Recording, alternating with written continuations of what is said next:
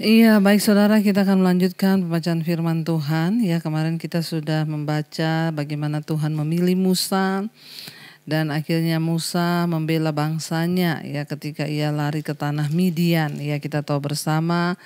Lalu akhirnya Musa membela ya kaum Ibrani karena memang dia itu sebenarnya orang Ibrani, bangsanya sendiri ya, dan akhirnya Firaun marah, saudara ya. Dan Firaun ketika Musa melarikan diri ya dari hadapan Firaun, dia tiba di Midian dan kita tahu bersama akhirnya ada imam di Midian yang memiliki anak perempuan ya, yaitu Sipora, dan akhirnya ya perempuan itu menjadi istri ya Musa, saudara. Kita melihat ya bagaimana ketika Tuhan memilih ya, dan dia juga yang menetapkan, dan kita sudah melihat saudara bagaimana Tuhan mengangkat Musa untuk menyelamatkan bangsa pilihan ya, itu bangsa yang dipilih Tuhan, Israel lah. Dan akhirnya kita melihat bagaimana jalan cerita sehingga Musa itu bisa dari dia dibuang ya sampai diangkat oleh putri Firaun. Dan ya namanya tuh Musa sudah dipilih ya, dia tidak bisa mengingkari hatinya sendiri untuk membela bangsanya sendiri. Lalu akhirnya kemarin kita sudah belajar matilah Raja Mesir ya, dan orang Israel mengeluh akan perbudakan yang terus menindas mereka ya. Kalau kita sudah belajar dari awal dulu bagaimana Yakub ya menjadi Israel, dan inilah ya kisah selanjutnya ya. Dan hari ini kita sudah sampai di Keluaran pasal yang ketiga. Firman Tuhan berkata, jadi ketika bangsa Israel berseru kepada Tuhan tentang perbudakan, Allah mengingat mereka ya akan perjanjiannya Tuhan dengan Abraham, Ishak dan Yakub, sehingga Allah ya memperhatikan doa mereka. Sekarang Keluaran 3 ayat yang pertama. Adapun Musa, ia biasa menggembalakan kambing domba Yitro mertuanya, seorang imam di Midian ya.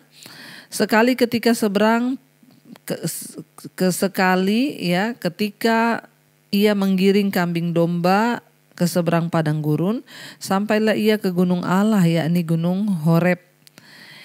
Ayat 2, lalu malaikat Tuhan menampakkan diri kepadanya di dalam nyala api yang keluar dari semak duri. Lalu ia melihat dan tampaklah semak duri itu menyala, tetapi tidak dimakan api.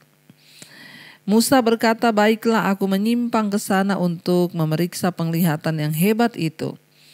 Mengapakah tidak terbakar semak duri itu? Ketika dilihat Tuhan bahwa Musa menyimpang untuk memeriksanya, berserulah Allah dari tengah-tengah semak duri itu kepadanya, Musa, Musa, dan ia menjawab, ya Allah. Saudara, kita melihat di sini ya betapa kontrasnya kehidupan Musa.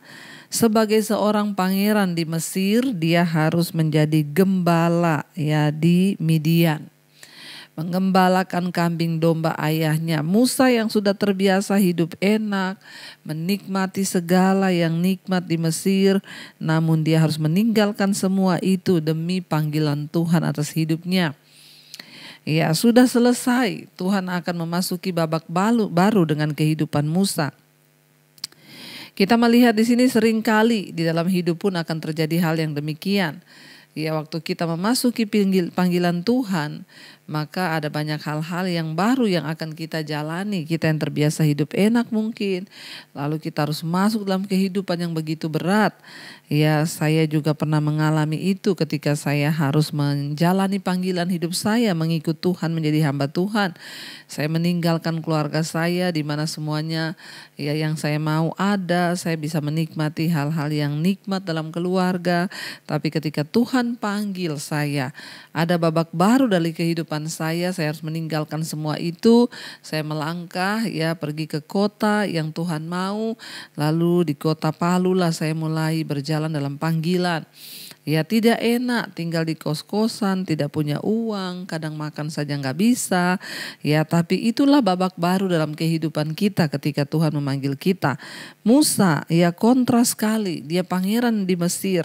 Tapi ketika dia harus berjalan dalam panggilannya, dia harus meninggalkan semua kenyamanan itu. Sebagai seorang pangeran, pasti segala sesuatu sudah disiapkan untuknya. Dia adalah putra terkenal dari seorang putri Mesir. Namun sebagai gembala, dia harus mengerjakan segala sesuatu sendirian, bergumul, bertemu dengan kambing domba, mungkin bau kotoran kambing domba, ya melakukan pekerjaan yang selama ini bahkan dia tidak pernah tahu dan tidak pernah diajarkan kepadanya. Ya, tapi itulah kehidupan. Jangan hanya mau yang senang, tapi ketika mengalami yang susah pun tetaplah bersyukur. Walaupun daging kita berteriak, tapi bersyukurlah. Puji Tuhan, saya pernah melewati semua itu, saudara, dan Tuhan berikan saya kekuatan. Sebagai gembala, dia harus masuk ke dalam pekerjaan yang ya bagi sebagian orang itu ya tidak enak, ya kotor, tetapi itulah konsekuensi dari panggilan Tuhan dalam kehidupan Musa. Dan pekerjaan yang rendah harus dia jalani. Dia hidup sebagai orang asing yang tidak dikenal lagi. Ini pasti merupakan pengalaman yang merendahkan bagi Musa. Tetapi Allah sedang mempersiapkan dia untuk menjadi pemimpin. Ya, dengan hidup sebagai seorang gembala, ya Musa belajar mengenai gaya hidup bangsa yang akan dipimpinnya. Dan juga mengenai kehidupan di padang gurun. Musa tidak dapat menghargai pelajaran ini, namun Allah mempersiapkan dia ya untuk membebaskan bangsa Israel dari cengkraman Firaun. Ya memang tidak enak bagi daging, menggenapi panggilan Tuhan, rencana Tuhan itu tidak enak. Tapi waktu kita taat ya, maka kita harus percaya bahwa Tuhanlah yang mempersiapkan kita, saudara. Kita melihat di sini ya, lalu Musa berjalan ke salah satu gunung, dikatakan di sana ia sampai ke gunung Allah, yakni Gunung Horeb. Saudara, Gunung Sinai itu adalah satu tempat di mana Allah akan memberikan kepada bangsa itu hukum yang dia nyatakan, yang saat ini dikenal sebagai 10 perintah Allah. Allah berbicara kepada Musa dari sumber yang tidak terduga, justru semak duri yang menyala. Ketika Musa melihat itu ya, dia pergi untuk memeriksa. Ya, dia heran kenapa ada api tapi tidak ada yang terbakar ya. Lalu dia tertarik untuk memeriksa penglihatan yang dahsyat itu.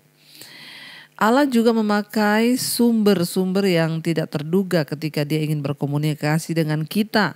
Ya, entah itu melalui orang lain, lewat pikiran kita, dengan pengalaman kita, tetapi bersedialah saudara untuk selalu mau memeriksa dan terbuka terhadap apa yang mau Tuhan kerjakan dalam hidup kita. Ya, ketika Musa melihat semak duri yang menyala dan Tuhan akhirnya berbicara dengan Musa, saudara. Banyak orang di dalam Alkitab mengalami perjumpaan dengan Tuhan secara kasat mata, namun tidak selalu dalam bentuk manusia. Ya, Tuhan itu sering menyatakan dirinya ya lewat api yang berasap, lewat suluh, ya lewat api, lewat awan, ya lewat angin. Bahkan kita pernah membaca dulu bagaimana Yakub itu bergulat ya dengan seorang laki-laki dan ternyata itu adalah Allah. Ketika kita melihat di sini Tuhan berbicara, Tuhan menyatakan diri, saudara, kepada Musa, ada respon dari Musa. Dia pengen cari tahu apa itu. Dan akhirnya Tuhan menunjukkan ya suaranya kepada Musa. Dan Musa langsung tahu bahwa itu Allah. Dia berkata ketika Tuhan memanggil Musa, Musa. Dan ia menjawab, ya Allah. Ya, ayat 5, lalu ia berfirman, janganlah datang dekat-dekat, tanggalkanlah kasutmu dari kakimu. Ya, sebab tempat di mana engkau berdiri itu adalah tanah yang kudus. Lagi ia berfirman, akulah Allah ayahmu, Allah Abraham, Allah Ishak dan Allah Yakub. Lalu Musa menutupi mukanya sebab ia takut memandang Allah. Kita melihat apa yang Tuhan nyatakan, akulah Allah ayahmu, Abraham, Ishak dan Yakub. Ya, ingat Musa menggenapi panggilan Tuhan, dia lahir dari suku Lewi, saudara. Ya. Lalu di sana dikatakan, aku telah ayat yang ke-6, lagi ia berfirman, akulah Allah ayahmu, Allah Abraham, Allah Ishak dan Allah Yakub. Lalu Musa menutupi wajahnya, saudara, sebab ia takut memandang Allah karena betapa kudusnya Tuhan. Ayat 7, dan Tuhan berfirman, aku telah memperhatikan dengan sungguh kesengsaraan umatku di tanah Mesir, dan aku telah mendengar seruan mereka yang disebabkan oleh pengerah-pengerah mereka. Ya, aku mengetahui penderitaan mereka. Ayat 8, sebab itu aku telah turun untuk melepaskan mereka dari tangan orang Mesir dan menuntun mereka keluar dari negeri itu ke suatu negeri yang baik dan luas, suatu negeri yang berlimpah-limpah susu dan madunya, ke tempat orang Kanaan, orang Het, orang Amori, orang Feris, orang Hewi, dan orang Yebus. Ya, jadi Tuhan berkata kepada Musa, aku telah memperhatikan kesengsaraan umatku. Ketika mereka berseru, Tuhan bilang, aku tahu penderitaan mereka. Kita dapat mengambil kesimpulan hari ini, saudara, tidak ada yang Tuhan tidak tahu. Ketika kita ini menderita, lalu kita berseru kepada Tuhan, Tuhan itu tahu dan tidak ada satupun yang Dia tidak tahu. Ya, dan Tuhan berkata, aku sudah memperhatikan apa yang dialami oleh umatku.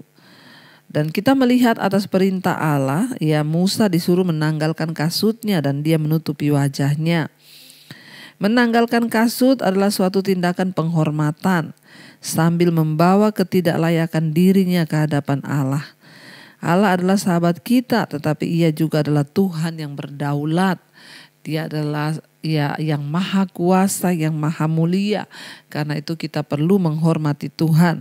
Salah satu cara kita menghormati Tuhan mungkin dengan kita kalau beribadah ke gereja, kita pakailah pakaian yang pantas ya. Bagi wanita jangan pakai pakaian yang minim, yang terbuka-buka, rok pendek, yang di atas terbuka, you can see dan lain sebagainya. Mari kita belajar menghormati Tuhan lewat sikap hidup kita. Menanggalkan kasut itu berbicara tentang penghormatan kepada Tuhan. Ya, dan itu satu tindakan menghargai Tuhan, saudara. Dan dia membawa dirinya ke hadapan Allah. Dia tidak sanggup melihat kekudusan Tuhan. Ya, Tuhan menghampiri Musa. Karena itu kita juga harus menunjukkan bahwa cara kita menghampiri Tuhan jangan sembrono ya.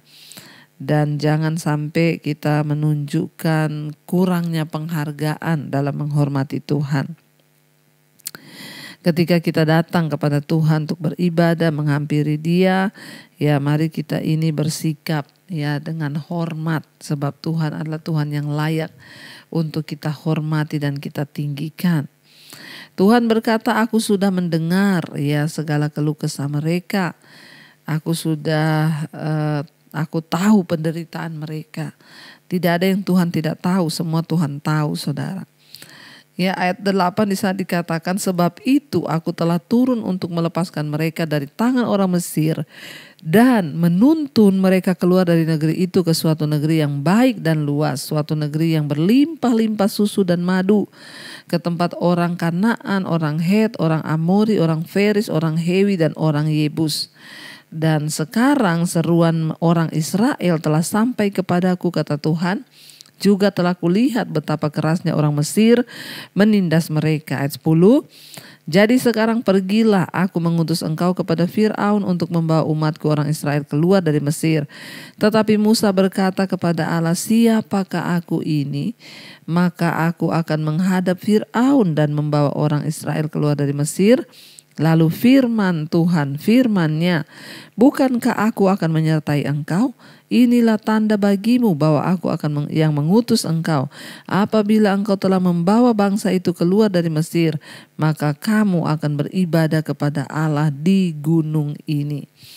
Saudara, kita melihat ketika Tuhan berfirman bahwa Dia akan melepaskan bangsa Israel dari penindasan perbudakan di Mesir. Kita ingat kisah bangsa Israel sampai pada pasal ini Keluaran.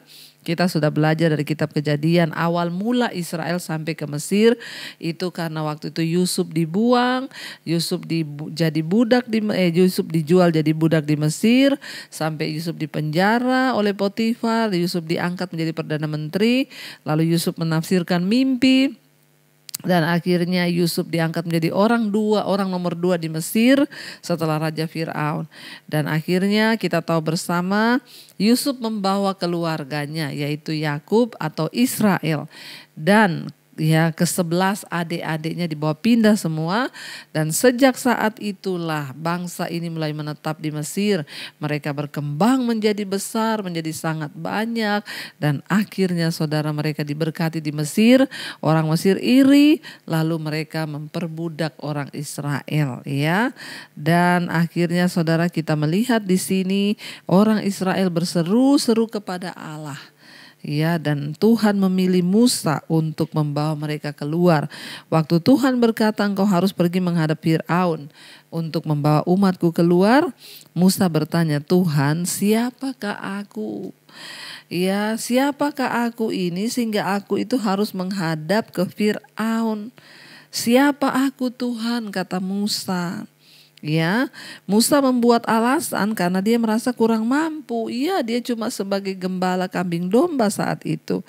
Ya, dia tidak percaya diri, merasa tidak mampu dengan tugas yang Allah berikan kepadanya. Ya, jadi saudara adalah wajar ya kalau kita ini kadang merasa tidak mampu, apalagi perkara besar. Sekarang kalau kita dibilang kamu pergilah menghadap Jokowi, ya mungkin kita juga akan berkata siapa saya menghadap raja. Ya, tetapi tidak ada perkara yang mustahil ketika Tuhan memilih. Allah tidak meminta Musa untuk bekerja sendirian. Tuhan meneguhkan dia dan berkata kepada dia, Tuhan bilang, ya aku akan menyertai kamu. Ya, jangan berpikir bahwa kamu tuh tidak mampu karena aku Tuhan akan menyertai kamu. Saudara, hari ini mungkin engkau sedang ada dalam sebuah pekerjaan yang engkau rasa tidak mampu. Ada sebuah tanggung jawab yang dipercayakan. Ingat, kalau kita sendiri maka kita tidak mampu, tetapi bersama Tuhan kita mampu melakukan segala perkara. Ayat yang sama datang bagi setiap kita hari ini. Tuhan bilang, aku akan menyertai kamu. Ya, dan saudara bisa bayangkan kalau kita disertai Tuhan, apa yang tidak mampu Tuhan lakukan? Ya, Tuhan pasti dapat melakukannya. Iya, dan kita akan baca saudara, sekarang kita lanjutkan ayat 13 ya. Lalu Musa berkata kepada Allah, tetapi apabila aku mendapatkan orang Israel dan berkata kepada mereka, Allah nenek moyangmu telah mengutus aku kepadamu. Dan mereka bertanya kepadaku, bagaimana tentang namanya? Apakah yang harus kujawab kepada mereka? Ya, jadi Musa bilang kepada Tuhan, ya kalau aku berbicara lalu ada orang Israel yang bertanya kepadaku, siapakah?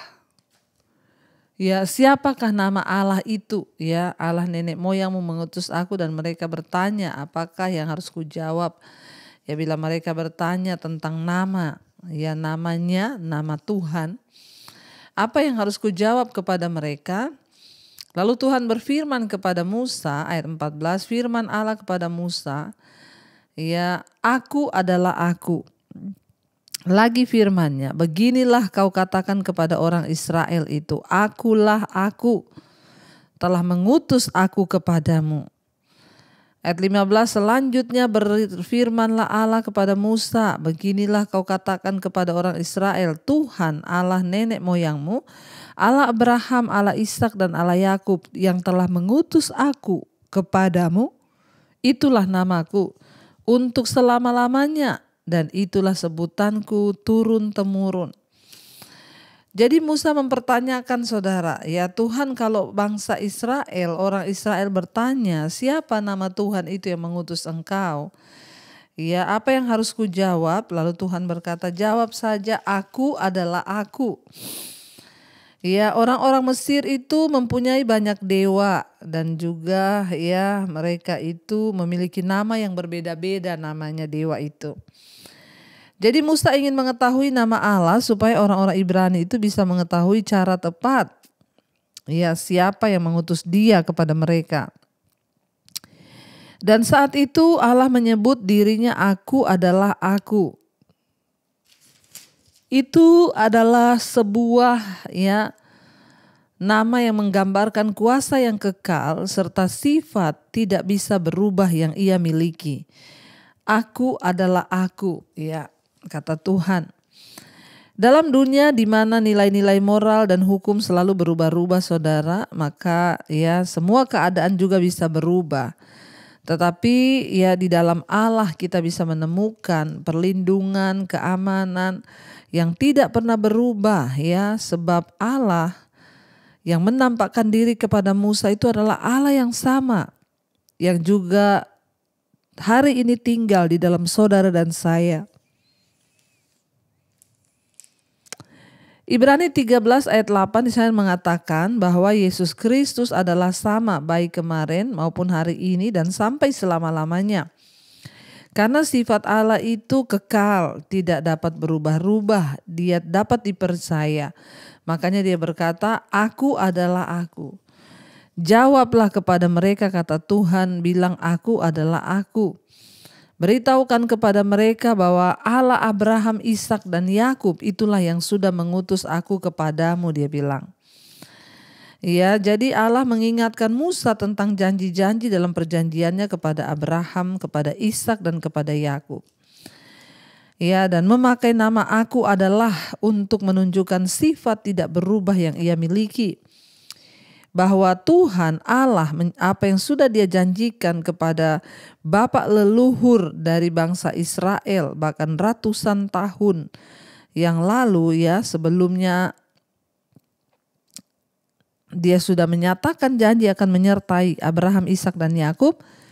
Dia juga Allah yang sama yang akan menggenapi janji-janji itu kepada keturunannya. Dari abad ke abad janjinya itu ya dan amin. Beberapa keturunan sudah terlewati. Dan dia Tuhan yang sudah menyertai akan menyertai juga. Dan dia berjanji dia akan menggenapi. Makanya dia berkata, katakan kepada mereka, kepada bangsa Israel, Aku adalah Aku. Allah yang sudah berjanji akan menyertai ayahmu, nenek moyangmu, leluhurmu Abraham, Ishak dan Yakub. Dialah yang sudah mengutus Aku datang kepadamu. Ayat 16, pergilah, kumpulkanlah para tua-tua Israel dan katakanlah kepada mereka, Tuhan Allah nenek moyangmu, Allah Abraham, Ishak dan Yakub telah menampakkan diri kepadaku serta berfirman, Aku sudah mengindahkan kamu juga apa yang dilakukan kepadamu di Mesir.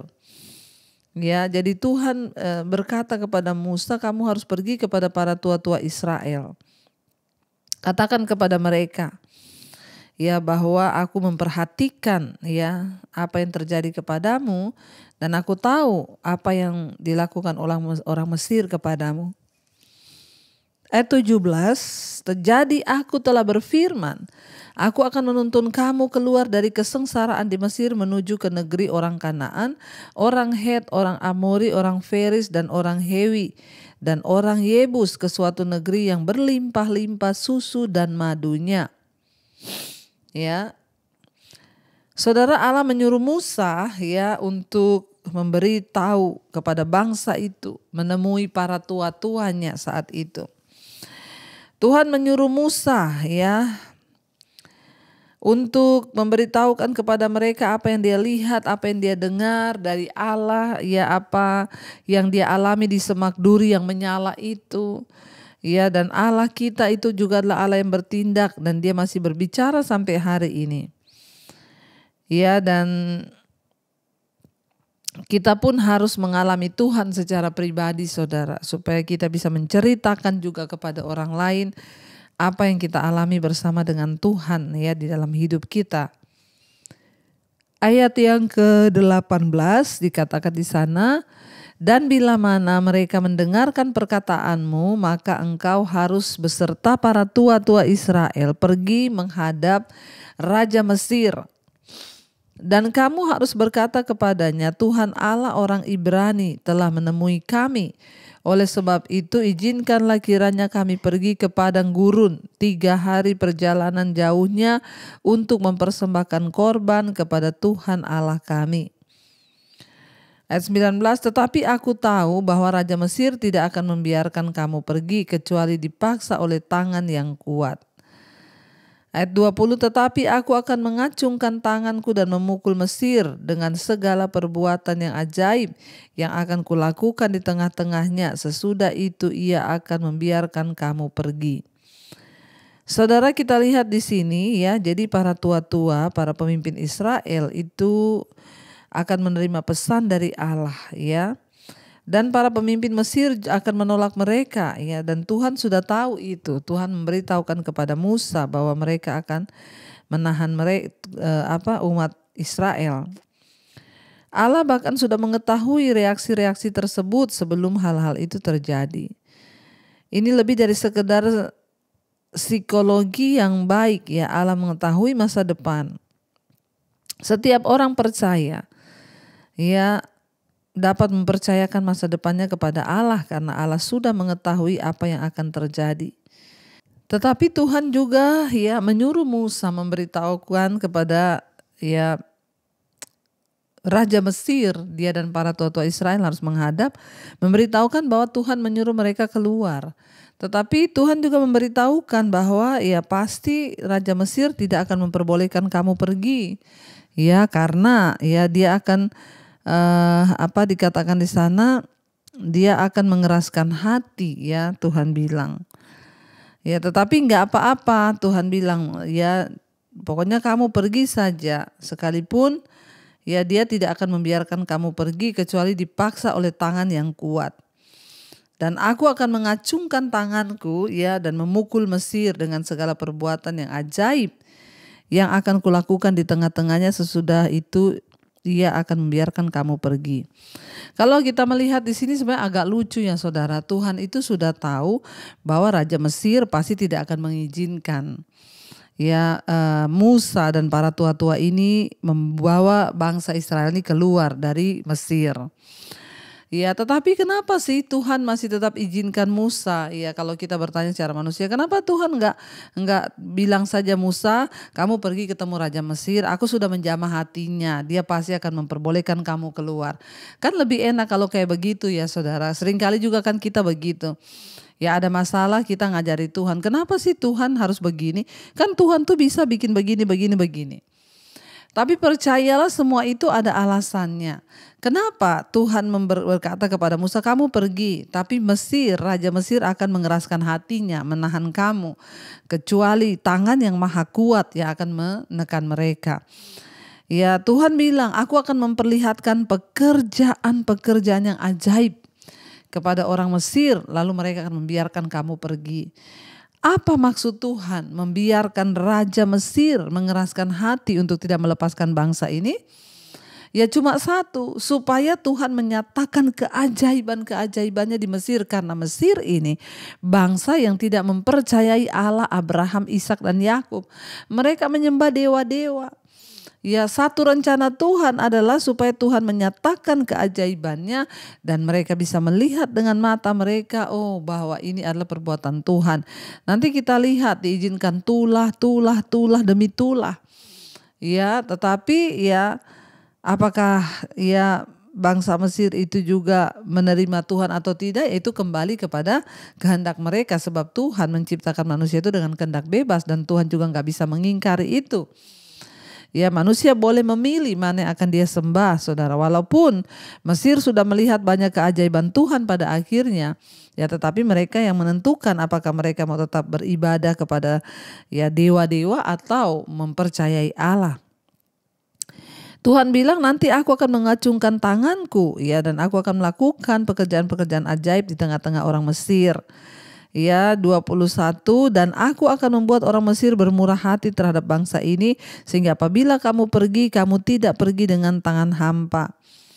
22, tetapi tiap-tiap perempuan harus meminta dari tetangganya dan dari perempuan yang tinggal di rumahnya barang-barang perak dan emas dan kain-kain yang akan kamu kenakan pada anak-anakmu lelaki dan perempuan. Demikianlah kamu akan merampasi orang Mesir itu.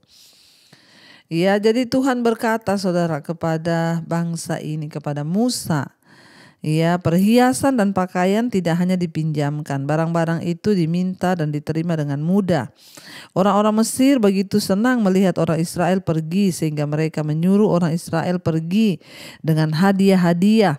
Barang-barang tersebut belakangan digunakan untuk membangun kemah suci, kita tahu bersama.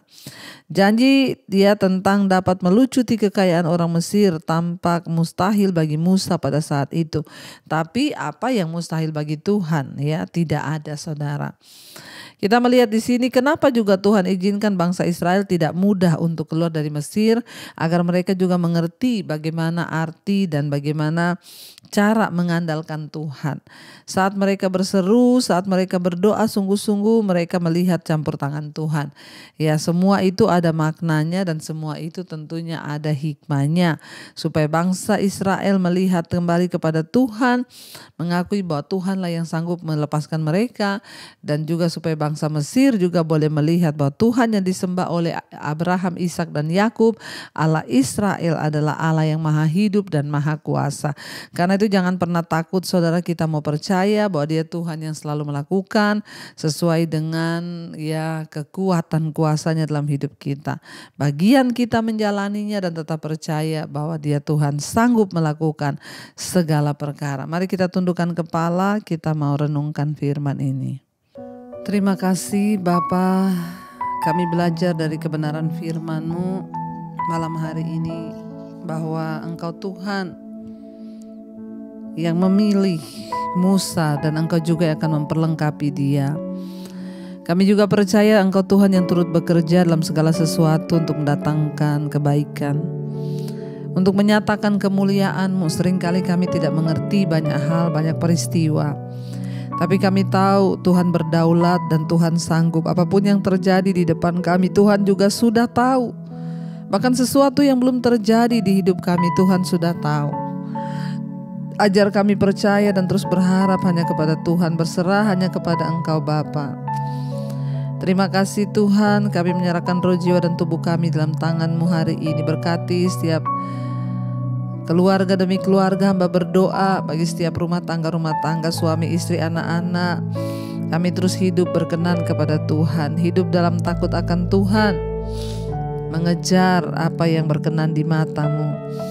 Pakai hidup kami untuk menjadi saluran berkat, pakai hidup kami untuk dipakai Tuhan menggenapi segala rencana-Mu Bapa. Terima kasih buat segala kebaikan dan kebaikan Tuhan. Kami percaya semua doa yang kami naikkan menjadi dupa yang harum dan Engkau yang menjawabnya. Mari buka hatimu dan tanganmu saudara. Terimalah kiranya berkat dari Allah Bapa, cinta kasih Tuhan Yesus Kristus, penyertaan Allah Roh Kudus menyertai hidupmu mulai hari ini bahkan sampai kali yang kedua. Tuhan Yesus datang menjemput kita, namamu tercatat di dalam kitab kehidupan. Dalam nama Tuhan Yesus yang percaya diberkati, katakan bersama amin. Amin, amin. Tuhan Yesus memberkati. Shalom dan Immanuel.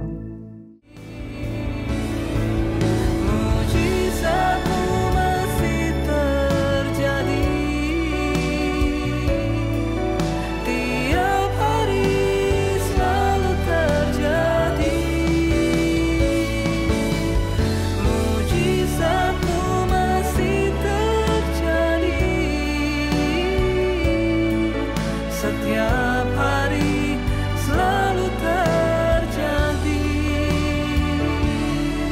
Setiap hari selalu terjadi. Setiap